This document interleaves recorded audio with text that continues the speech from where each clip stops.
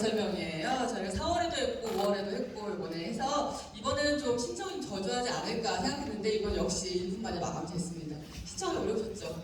네, 죄송합니다. 그래도 이렇게 시간 내서 신청해 주시고 참석해 주셔서 너무 감사합니다.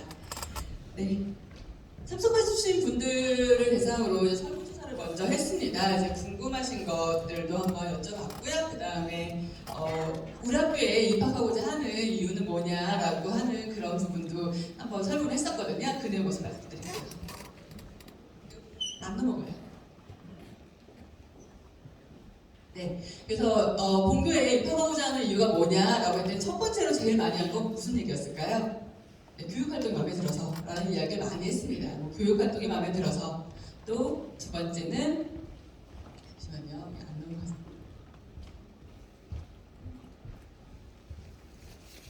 네.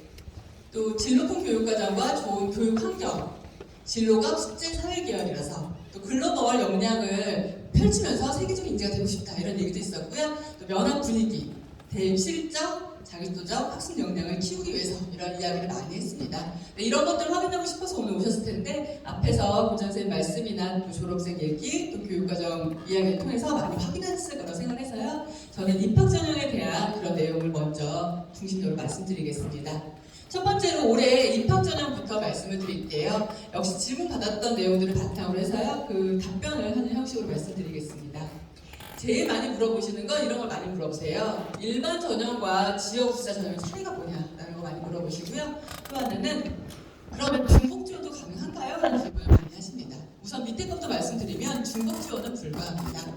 그래서 본교는 200명 정원이에요. 그래서 가장 많이 선발하는 전형은 일반 전형입니다. 일반 전형으로 120명을 선발하는데 보시는 것처럼 서울, 인천, 세종, 부산, 대구를 제외한 전국의 중학교 졸업 예정자는 다 지원이 가능합니다. 여기는 왜 안 될까요? 맞아요. 특별히 싫어하는 건 아닌데 여기는 국제고가 있습니다. 그래서 국제고 없는 지역의 중학교 졸업 예정자가 지원이 가능하고요. 경기도 당연히 지원 가능합니다. 그리고 지역수사 전형은 이쪽에 화성 지역에 사는 학생들만 지원이 가능합니다. 그래서 화성지 소재 중학교에 재학 중인 졸업 예정자가 지원이 가능하고요. 사회통합 전형은 지원 자격이 있습니다. 뒤에서 말씀드릴게요. 그리고 정원 외로 특례 4명, 또 국가유공자 자녀는 여기 사회통합에 들어가긴 하지만 만약에 불합격했을 때 6명까지 선발이 가능합니다. 네, 사회통합 전형은 순위가 있다고 말씀을 드렸는데요. 이렇게 1순위와 2, 3순위가 있습니다. 그래서 1순위가 우선이에요. 그래서 여기 나와 있는 지원 자격이 되시면 1순위 먼저 선발을 하게 되고요. 그 다음에 2순위와 3순위도 이렇게 지원 자격이 굉장히 많습니다. 이 내용은 가지고 계신 요항에도 나와 있어요. 그래서 이렇게 지원 자격이 되시는 분들 중에서 2, 3순위 같은 경우는 또 하나 확인하셔야 될 게 건강보험료 납입 금액입니다. 그래서 만약에 내가 다자녀다, 그래서 3순위로 지원이 가능하시다면 그런데 우리 집은 5인 가족이다라고 하면 어머님과 아버님 내시는 건강보험료가 이 금액 이하여야지만 지원이 가능하십니다. 그렇기 때문에 건강보험료 한번 보시고 지원 가능하다면 사실은 사회통합 전형으로 지원하시는 걸 추천드립니다. 왜냐하면 네, 뒤에서 말씀드릴게요.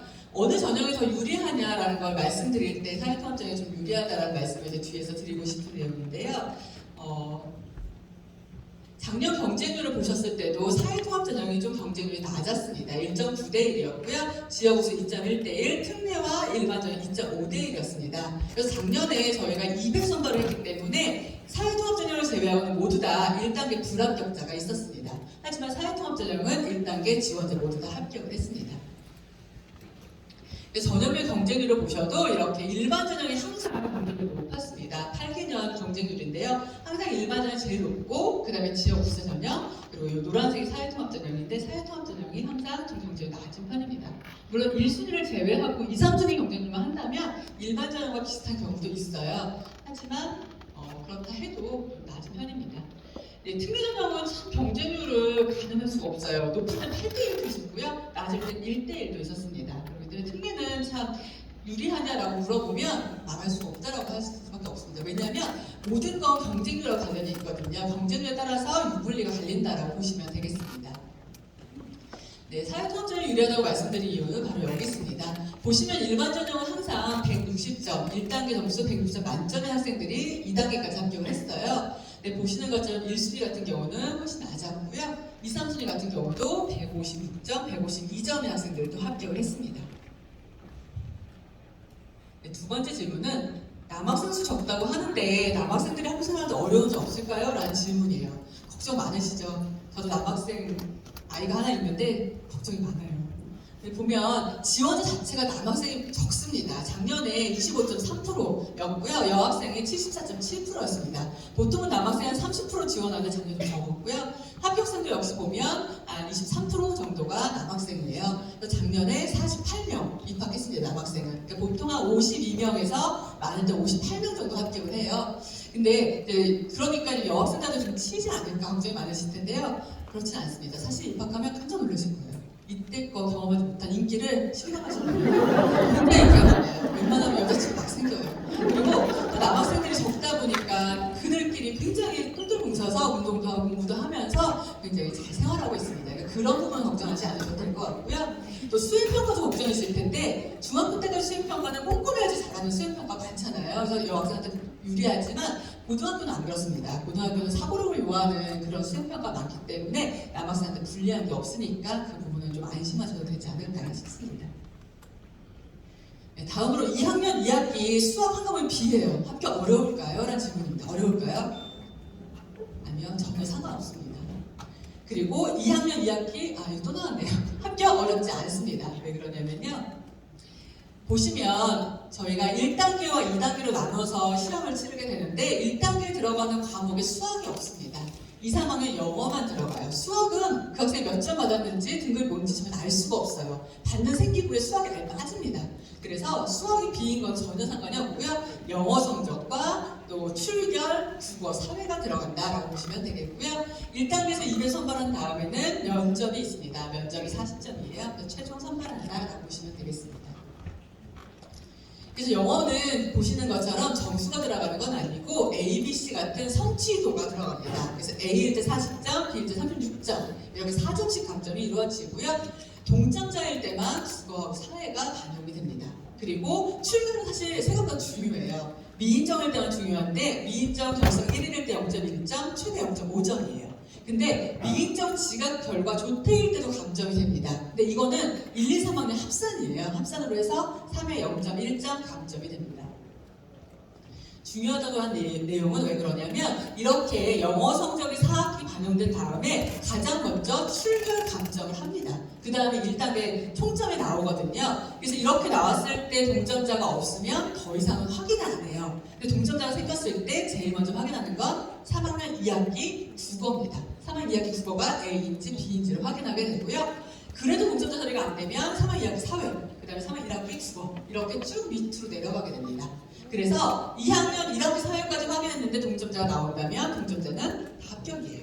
그러니까 내가 중학교 때 영어, 국어, 사회가 모두 다 A다라고 하면 그 학생은 경쟁률과 관계없이 1단계 합격입니다.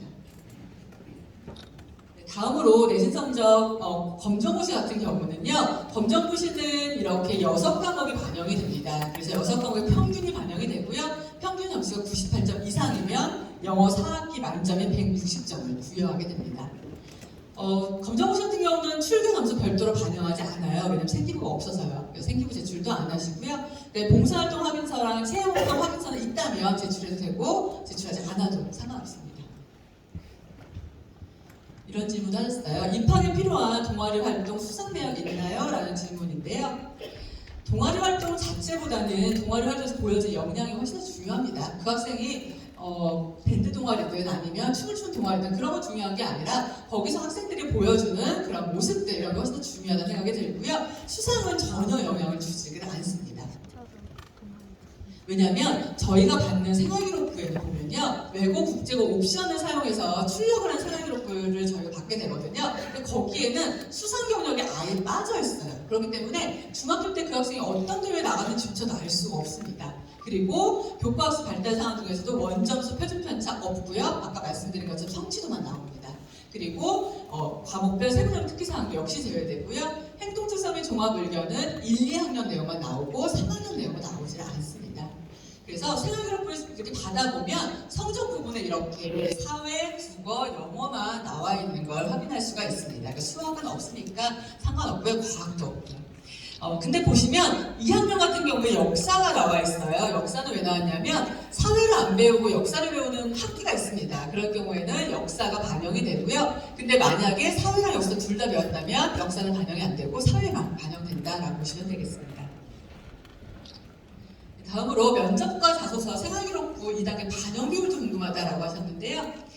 2단계 전형 방법은 생활기록부와 자기소개서를 기반으로 해서 면접을 출제합니다. 그래서 면접점 40점, 그리고 1단계 성적 160점 해서 200점 만점으로 학생 점수를 주게 되는데요. 보시는 것처럼 자기소개서랑 생활기록부는 점수가 없어요. 그러니까 자기소개서랑 생활기록부를 기반으로 해서 면접 문제를 출제한다라고 보시면 되겠습니다. 네, 작년 1, 2단계 합격선도 말씀을 드릴게요. 앞서 말씀드린 것처럼 사회통합전형을 제외하고는 1단계 불합격자가 있었습니다. 그래서 일반 전형 같은 경우는 동점자가 2학년 2학기 사회까지 갔었고요. 당연히 최종 합격자는 올 A였습니다. 지역부사정도 역시 3학 1학기 사회까지 동점자 처리가 됐고요. 올 A인 학생들이 합격을 했습니다. 사회통합전형 같은 경우는 1순위가 우선 선발이에요. 그래서 24명 우선 선발인데 18명 지원했습니다, 작년에. 그래서 저는 합격했고 2, 3순위 같은 경우는 B가 하나인 학생까지 합격을 했습니다. 특례는 작년에 3학년 2학기 사회까지 동점자 처리가 됐습니다. 그러니까 보시는 것처럼 잘못 나왔어요. 올 A인 학생이 합격을 했습니다. 네, 그러니까 보시면 네, 이렇게 동점자 처리는 동점자가 나왔을 경우에만 하신다라고 보시면 되겠습니다. 네, 다음으로 변화하는 대입과 동탄국제고의 진학 실적도 말씀을 드리겠습니다. 여기 지금 앉아 계시는 학생들은 이제 2027학년도 대입을 치르게 될 거예요. 아직 멀었죠? 그래서 2027학년 대입은 아직 정확하게 나온 건 없습니다. 그래서 보시면 얼마 전에 이주호 장관이 이런 얘기를 했습니다. 수능 40% 정해진 거, 지금 40%거든요. 서울에 있는 대학들이. 이거는 2027학년도까지 안 건드린다라고 인터뷰한 내용이 있습니다. 그러니까 이 얘기는 뭐냐면, 다시 말하면 2027학년도까지는 지금 입시 제도를 그대로 기조를 유지하겠다라는 내용으로 보실 수가 있겠습니다. 왜냐하면 2028학년도부터는 고교학점제가 입시에 반영되는 해거든요. 그렇기 때문에 굉장히 많이 변할 건데 그 전까지는 그대로 가겠다라는 내용으로 보시면 되겠습니다. 그래서 지난달에 나온 지금 2025학년도 대입에 대해서는 나왔어요. 2025학년도 대입에 대한 내용을 보시면 수시 모집, 학생부 위주, 정시 모집, 수능 위주, 선발 기조 유지하겠다. 지금하고 똑같이 하겠다라는 내용 하셨고요. 또 2025학년도 요즘에 좀 말이 많은 학폭 내용들 또 대입에 반영하겠다는 내용이 나왔고요. 중요한 건 사실 3번입니다. 공부에는 이 부분이 좀 중요한데 수능 응시 과목에 관계없이 문이과 통합 선발하는 대학이 증가한 부분들이 있습니다. 이 부분 뒤에서 더 말씀을 드릴게요. 그러니까 지금의 입시가 그대로 이어진다라고 보시면 될 텐데 지금의 입시는 2022학년도에 굉장히 많이 변했습니다. 그게 계속 이어지고 있는데요. 우선 수능 제도가 개편이 됐고요. 자기소개서가 개선됐었는데 올해부터 폐지가 됐습니다. 교사 추천 사업 폐지됐고 블라인드 평가가 도입된 그런 입시다라고 보시면 되겠습니다. 네, 그래서 보시면 수능 체제가 2022학년도도 많이 바뀌었는데 그 내용은 뭐냐면 2015 개정 교육과정을 그때부터 배우게 됐는데요. 이 취지에 맞게 수학과 과학, 사회에서 문이과의 구분을 폐지하고 학생 선택권을 강화하는 그 교육과정의 내용을 수능에도 반영하겠다는 내용입니다. 그래서 2022학년도부터 수능이 많이 바뀌었어요. 그러니까 이렇게 바뀌다 보니까 이런 질문들을 많이 하십니다. 그렇다면 동탄국제고도 보니까 통합됐으니까 이과 진학하는 거 가능한 거 아니에요? 라는 질문을 많이 하시는데요. 사실 진학이 쉽지는 않습니다.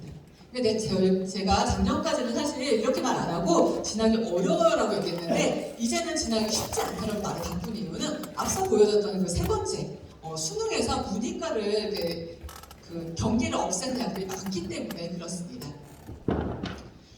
네, 왜 어렵냐면 보시는 것처럼 이건 서울대에서 발표한 필수 권장 과목과 그 권장 과목이에요. 잘 안 보이실 텐데 이렇게 우리 학교의 이과대학, 의과대학을 오려면 이런 권장 과목을 꼭 배워야 한다라고 필수 권장 과목과 또 권장 과목을 나와 있습니다. 근데 보시면 이과나 의대 같은 경우는 다 물리나 화학 같은 과목들이 다 배워야 된다고 나와 있어요. 근데 본교는 앞서서 들으셨겠지만 본교과가 많다 보니까 과학을 많이 못 배워요. 그래서 1학년 때 공통과학은 모든 학교들이 다 배우는 과목이에요. 그리고 2학년 때는 물리, 화학, 생명과학, 지구과학 중에서 한 과목을 배웁니다. 게다가 저희 학교는 물리가 아예 없어요. 물리 배우지 못하고 화학이나 생명과학이나 지구과학 중 한 과목을 배우고 수과목도 없어요. 그렇기 때문에 그런 아이들은 이과에서 뽑아줄 리가 종합전형에서 없습니다. 그래서 어렵다라고 말씀을 드린 거고요. 또 보시면 이제 대학들 대부분 이렇게 어떤 과목을 선택했는지를 중요하게 보기 때문에 그런 부분은 불리하다고 말씀을 드린 겁니다.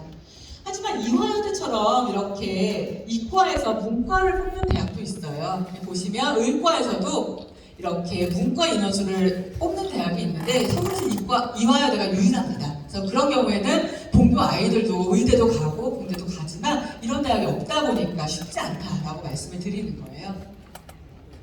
네, 수능은 이렇게 개편이 됐습니다. 2022학년도부터 앞서 말씀드린 것처럼 문이과 통합, 또 선택 과목의 어떤 강화로 인해서 이렇게 국어하면 모든 과목을 다 시험 봤었는데 2022학년도부터는 공통 과목이 있고 선택 과목 중에서 한 과목을 선택할 수 있게끔 바뀌었습니다.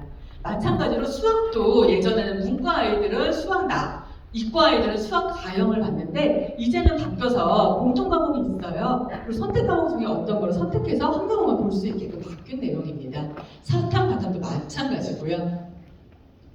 네, 그런데 이제 본교 아이들이 그럼에도 불구하고 정시로 이과나 공대나 아니면 의대를 못 갔던 이유들은 여기 나와 있는 것처럼 이렇게 검정색으로 써있던 대학들이 올해까지는 우리 학교에 이과대학을 오려면 의대를 오려면 확률과 통계는 안 되고 미적분과 기하 중에 하나를 꼭 시험 봐야 돼 라고 막아놨었던 거죠. 마찬가지로 우리 학교로 오려면 사회탐구는 안 되고 과학탐구 두 과목을 봐야 돼 라고 막아놨던 거예요. 근데 아까 말씀드린 것처럼 본교에서는 과학을 하나 배우니까 이런 대학에 가기 좀 어려웠거든요. 근데 내년부터는 이렇게 바뀌었습니다. 지금 빨간색으로 되어 있는 대학을 제외하고는 모든 대학에서 이런 경계를 풀었어요. 그러니까 우리 학교 예를 들어 고대, 경희대, 건국대, 연대 이런 대학들도 이과대학이나 아니면 의대를 갈 때 꼭 확률과 통계가 아닌 미적분이나 기하를 시험 볼 필요가 없고 과탐 필요가 없기 때문에 사실 좀 가기가 쉬워졌다는 말씀을 드리는 겁니다.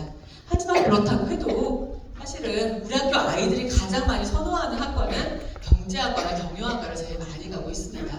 그리고 영문학과나 사회학과, 미디어, 국제학과 같은 이런 사회계열의 학과들을 많이 진학을 하고 있고요.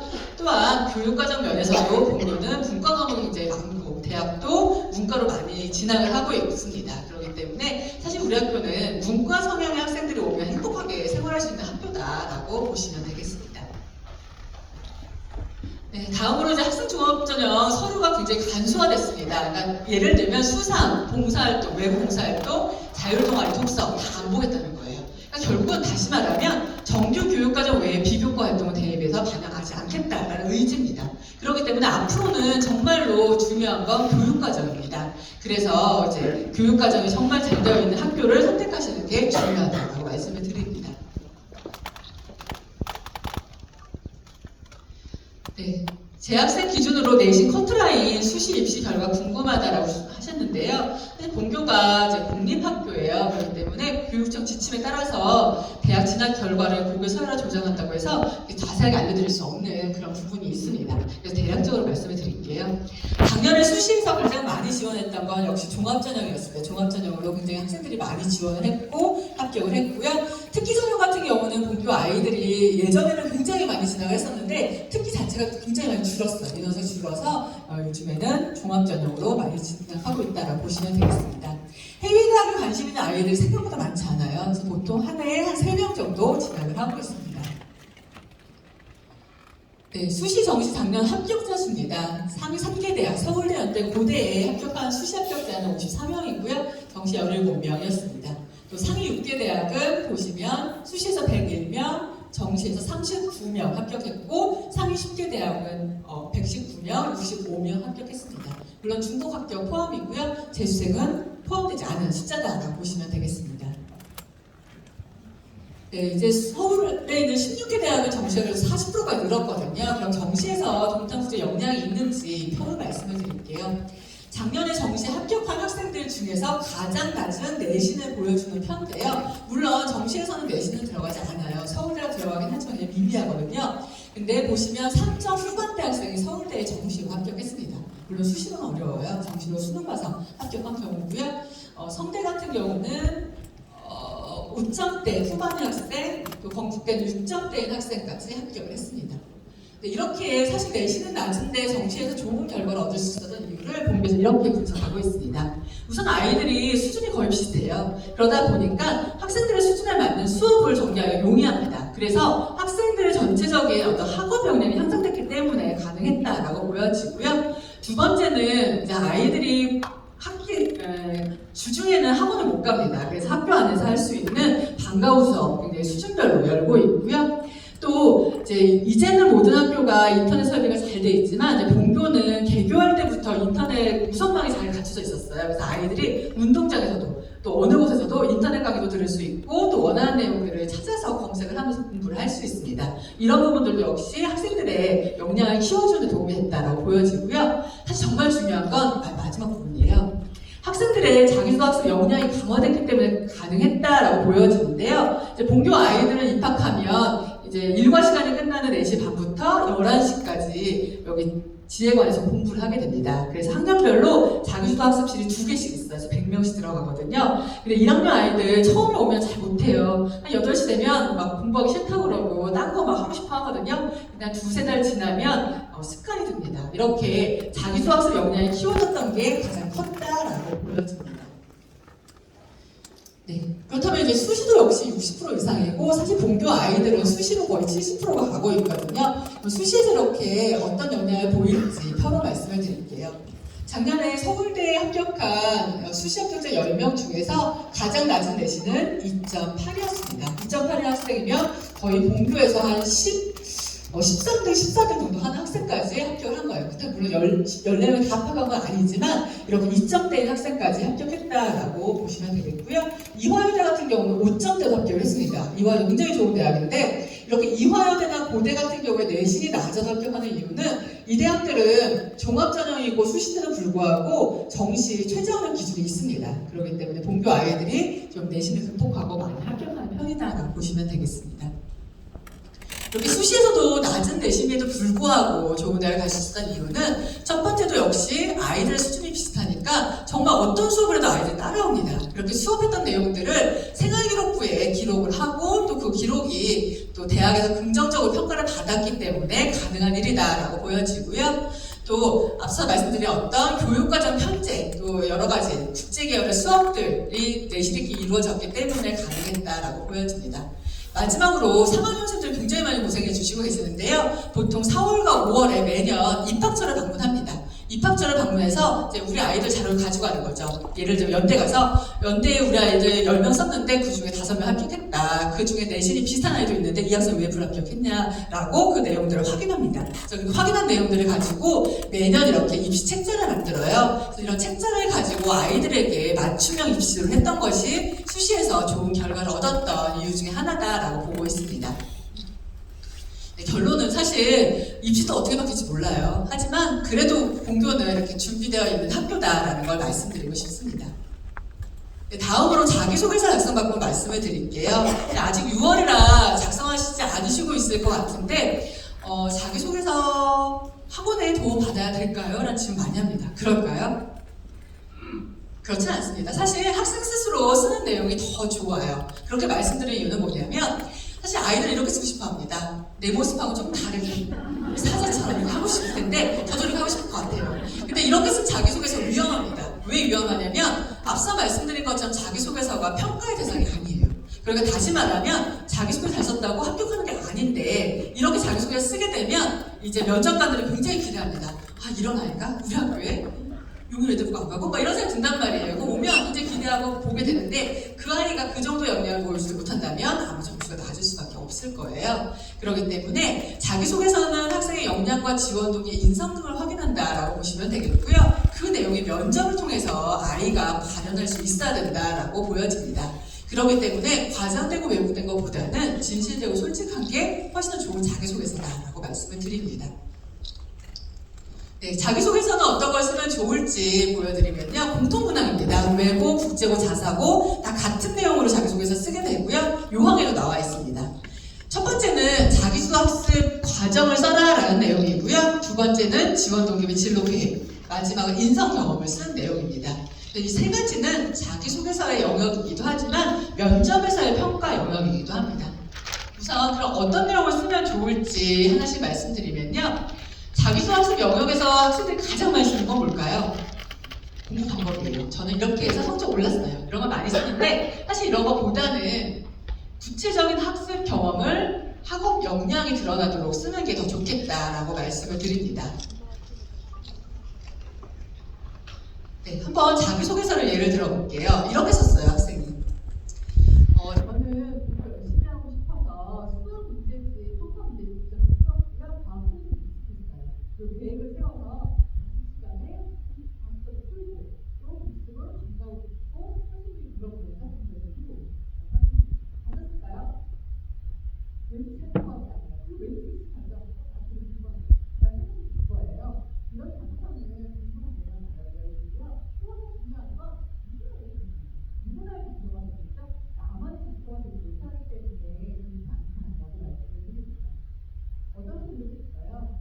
이학생 환경이라고 말하나 봐요. 그래서 환경에 대한 소비를 기획했고 성과 작가고 기록자를 작성하고 또 일일이 기획본부에서 이런 내용을 떼어내는 분들을 봤는데 했고요. 실제는 이런 열정 있게 태어난 분들을 만들 수 있습니다. 이학생은 어떨까요? 앞선보다는 잘 썼습니다. 구체적인 학습 경험이 잘 드러나 있고요.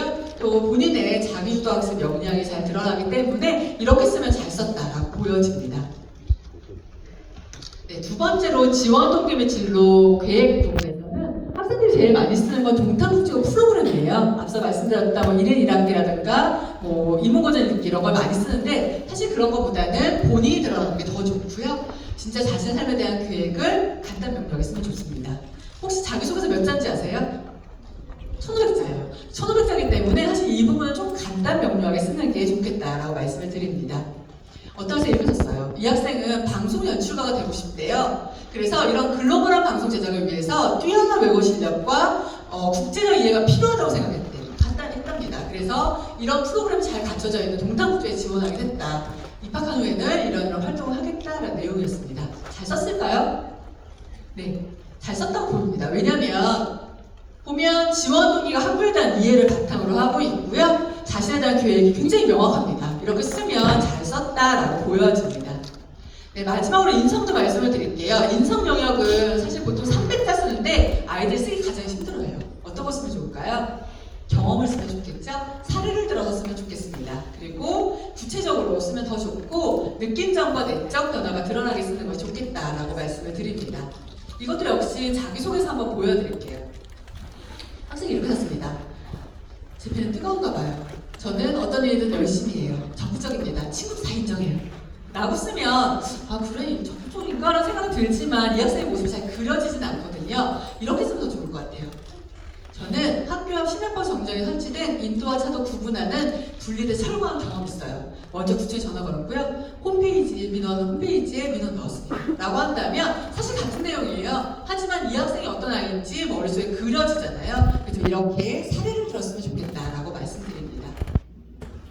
근데 정말 중요한 건 사실은 자기 소개서에 기재금지사항을 준수하는 게 더 중요합니다. 왜냐하면 앞서 말씀드린 것처럼 자기소개서는 점수도 없어요. 근데 이런 기재금지사항을 쓰면 감점은 0점이 됩니다. 도대체 어디서 감점이 될까요? 점수도 없는데. 면접에서 감점되거나 면접에 0점 처리가 됩니다. 그래서 이런 기재금지사항을 준수하는 게 중요한데요. 먼저 본인 이름 쓰시는 학생들이 있어요. 그리고 중학교명, 학부모님의 또 사회적 분야 지위 드러나면 무조건 감점입니다. 이건 어떻게 할 수가 없어요. 그리고 두 번째로 각종 인증시험 점수, 이 부분이 중요한데요. 교과목 점수 섭차 들어가면 0점이에요. 그러니까 예를 들어서 아까 수학 안 들어간다고 했잖아요. 근데 학생이 저는 수학 100점 전교 1등이에요 라고 하면 어떻게 할 수가 없습니다. 0점 처리할 수밖에 없거든요. 불합격이에요. 이런 건 주의하셔야 되고요. 또 교내 각종 입상 실적, 또 영재교육원 수료 여부 이런 거 역시 기재 금지 사항입니다. 자기소개서는 온라인으로 마감하고요. 아까 말씀드린 것처럼 1500자, 띄어쓰기 제외하고 1500자 마감해 놓습니다. 자기소개서 본인이 잘 써요. 아이들 굉장히 잘 쓰는데 어린 학생들이다 보니까 이제 선배들이 쓴 걸 일부러 가져오는 경우가 있어요. 한두 문장. 근데 이제 특목고는 자기소개서 받으면 꼭 유사도 검증 시스템에 돌리게 되어 있습니다. 근데 여기서 유사도 높게 나오면 저희가 어쩔 수가 없어요. 감점하거나 아니면 최악의 경우 0점 처리까지 해야 되기 때문에 이런 부분들 좀 유의하셔야 되겠습니다. 네, 저희 일정 말씀드리면 12월 8일부터 14일까지 원서 접습니다. 그리고 1단계 발표 18일 날 할 건데 좀 더 일찍 할 수 있을 것 같아요. 그리고 19, 20일 자기소개서를 접수하는 기간입니다. 자기소개 접수하시고 26일에 면접 보고 최종 합격자 30일 네, 발표하겠습니다. 이제 마지막으로 저희 면접에 대해서 말씀을 드릴게요. 네, 면접은 보통 세 문항이 나옵니다. 근데 이것도 알 수 없어요. 세 문항이 이제껏 나왔었거든요. 그리고 작년 같은 경우 공통문제 한 문제랑 개변면 두 문제가 나왔는데 이분 바뀔 수 있습니다. 바뀔 수 있지만 요즘에는 계속 이런 식으로 나왔다라고 보시면 되겠습니다. 면접의 흐름은 이렇게 됩니다. 이제 공통문제가 보통 있을 때 이렇게 되는데 면접 대기실에 학생들이 이제 모여 있다가 수험 번호를 부르면 면접 준비 시간에 갑니다. 그러면 여기에 책상 위에 공통문항 질문지가 있어요. 이거에 대해서 5분 동안 학생이 구상을 하게 됩니다. 그리고 5분 후에는 면접실에 들어가서 책상 위에 있는 면접 질문지 보고 답변을 하면 되는데 방금 봤던 공통문제랑 내가 못 본 개별문제 두 문항이 있어요. 이 세 문항에 대해서 역시 5분 동안 답변하고 다시 대기실로 가는 그런 흐름입니다. 저희가 대기실에 학생들이 있으면 얼마나 힘들지 알아서 대기실에 있는 시간을 줄이기 위해서 여러 가지 노력을 하지만 이제 공통문제가 있기 때문에 어쩔 수가 없는 부분은 있습니다. 그래서 최대 오래 기다리는 아이들은 2시간 반 정도 대기하는 경우가 있어서 양해를 부탁드립니다. 네, 면접 변별력이 어느 정도냐라는 질문을 많이 주시는데 생각하시는 것만큼 변별력 굉장히 큽니다. 그리고 면접 점수의 상위 점수와 하위 점수 점수 차 얼마나 되냐라는 말씀하시는데요. 이걸로 말씀드릴게요. 작년 전형별 실질 반영 점수입니다. 앞서 말씀드린 것처럼 일반 전형과 지역 우수자는 1단계가 100점 만점이었으니까 사실 2단계 점수가 가장 중요했었고요. 근데 그 차이도 보시면 일반 전형은 최고점과 최저점 차이가 17.6점이 났습니다. 그리고 지역도 14.5점이었습니다.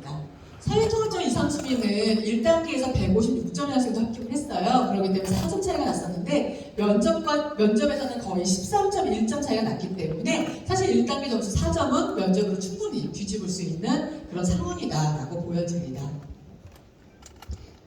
네, 그럼 면접은 어떻게 출제하는지 말씀을 드릴게요. 면접은 자기소개서를 기반으로 출제를 하게 되는데요. 어떤 학생이 이렇게 썼습니다.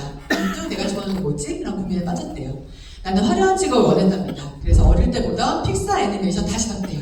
그래서 내 꿈을 이런 이유로 해서 나는 스토리보드 아티스트라고 정했어요. 라는 내용이 있었습니다. 근데 이런 이유만 있었지 그래서 어떤 노력을 했나 이런 내용은 없더라고요. 그래서 그런 거 물어봤습니다.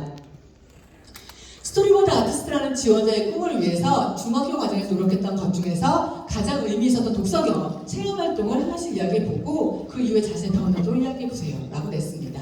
그러니까 면접은 자기소개서가 기반이고 생활기록의 내용들을 확인하면서 냈다라고 보시면 되겠습니다.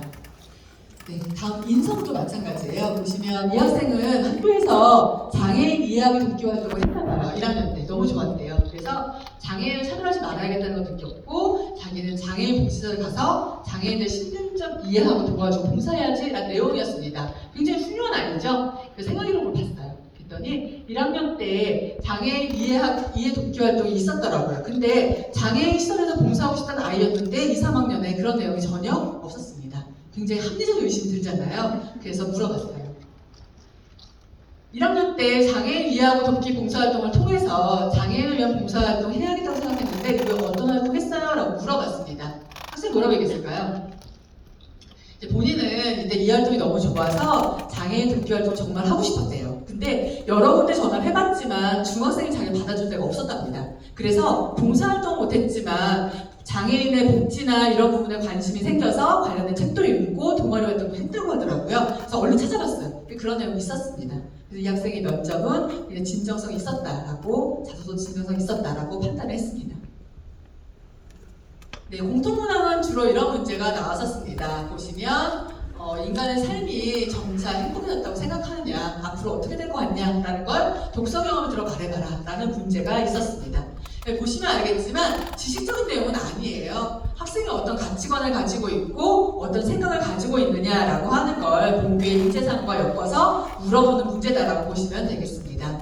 그리고 작년, 재작년에 이렇게 제시문도 있었습니다. 제시문이 있어서 아이들 조금 그런 마음이 있었지만 읽으면 되게 쉬워요. 가번에 대한 공리주의라는 내용인데 공리주의로 혹시 단어를 모를까봐 다 풀었습니다.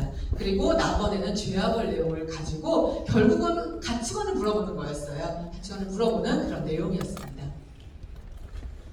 네, 이런 문제 작년에 나왔는 노인과 바다를 가지고 윤리학과 엮어서 이야기했는데 역시 내용은 가치관을 묻는 문제였습니다. 네, 그럼 성공적 면접에서 어떻게 하면 좋을지 몇 가지 말씀드리면요. 묻는 질문 답하는 게 정말 중요하겠죠. 근데 아이들은 묻는 질문 답하지 않아요. 어떤 질문 답할까요? 외운 질문 답합니다. 아이들이 보통 예상 문제를 만든 다음에 줄글로 답을 달거든요. 그래서 통째로 외워요. 근데 이제 긴장된 상황에서는 면접 질문 취지를 제대로 파악하지 못하고 그냥 외웠던 질문을 답하는 경우가 있는데 이런 경우에 별로 점수 높게 못 받습니다. 근데 아이들은 나가면서 면접 잘 봤다고 얘기해요. 근데 그렇지 않기 때문에 묻는 질문이 뭔가를 잘 파악하고 답변하는 그런 연습이 필요하겠고요. 두 번째로 내용에 충실한 솔직한 답변이 중요합니다. 정말 중요한 건 시간을 최대한 활용해야 되는데 어떤 아이들은 3분간의 면접을 끝내요. 그렇다고 감점하지 않지만 중요한 내용들이 많이 빠졌겠죠. 그럴 경우도 역시 점수가 낮게 형성이 될 거고요. 또 어떤 아이는 두 문제에 대해서 너무너무 말을 잘했는데 세 번째 질문 답변하려고 했더니 5분이 다 지났어요. 그럼 역시 그 학생도 좋은 점수 받을 수가 없습니다. 그래서 시간을 잘 활용하는 게 좋은데 그러기 위해서는 주제를 잡아서 2분 내외로 말하는 연습을 하면 좋습니다. 그러니까 시계를 안 보고도 내가 다 얘기했는데 2분이야 라고 할 수 있을 정도로 연습하는 게 좋겠고요. 자연스럽게 긴장을 즐기면 좋지만 사실 면접이 굉장히 긴장을 할 수밖에 없잖아요. 그래서 아이들한테 물어봤습니다. 입학한 아이들한테 너 어떻게 했니? 그랬더니 모의 면접을 많이 했다라고 하더라고요. 창피하지만 엄마, 동생, 할머니 앉아 계시라고 하고 인사하고 들어와서 5분 동안 면접하고 인사하고 나가는 그런 모의 면접을 통해서 아이들이 긴장을 많이 줄일 수 있지 않을까라는 생각이 듭니다. 네, 제가 준비한 내용 다 말씀드렸고요. 질문 받았던 것 중에서 답변 못 드린 거 몇 가지만 말씀드리고 끝내도록 하겠습니다.